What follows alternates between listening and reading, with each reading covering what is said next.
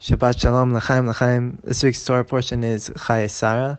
It has, obviously, the opening is Sarah's death, and then Avraham doing all the preparations, getting Maras Machpelah, and it goes into talk about eventually Avram's death and even Rivkah and Yitzchak meeting, and it ends about with the descendants of Yishmael. Now, there is a teaching that my father-in-law sent me from Rabbi Levi Yitzchak of Braude.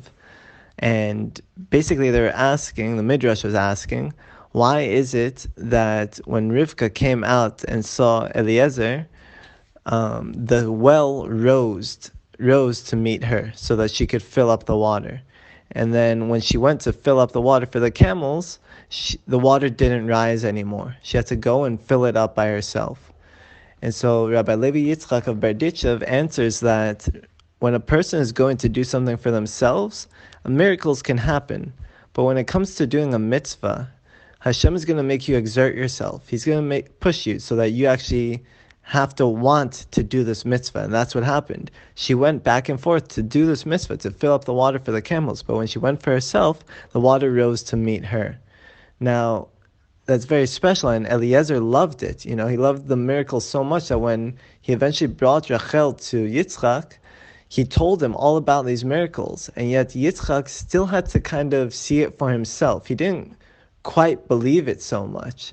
And so the first thing that we're told that he does is he takes Rivkah into his mother's tent, which is a bit of a weird place to, go after you just meet someone. And immediately there, he sees that Rivkah was destined to be with him, that she was worthy to enter into this lineage. Why is that?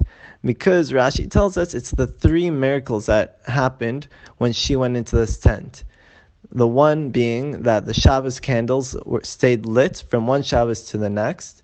The other was there's a blessing in the challah, meaning that it would satiate you completely. No matter how much you had, you'd be satiated. And the final one was that the cloud that dwelled over the tent of Sarah, which had disappeared after her death, came back, meaning that the Shekhinah was resting there. And so we learned from Rav Soloveitchik some beautiful lessons to draw into our own lives.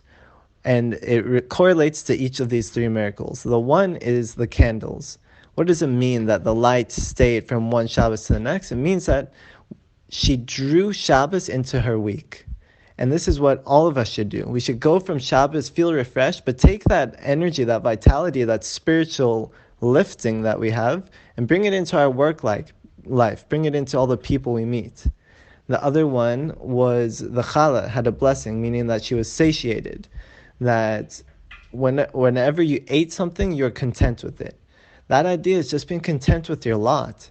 To go into life, and as the Yom Yom actually says tomorrow, you should look at your physical possessions, and you should be content with what you have because other people have less. But in terms of spirituality, you should always desire to have more.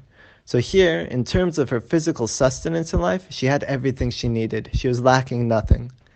But obviously, we should always look to have more. And finally, the last miracle was Sarah's life was clouded over with tough situations. She was barren for many years.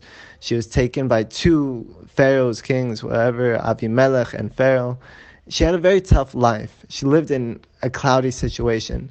And yet she always had God in her life. She always had the Shekhinah resting with her.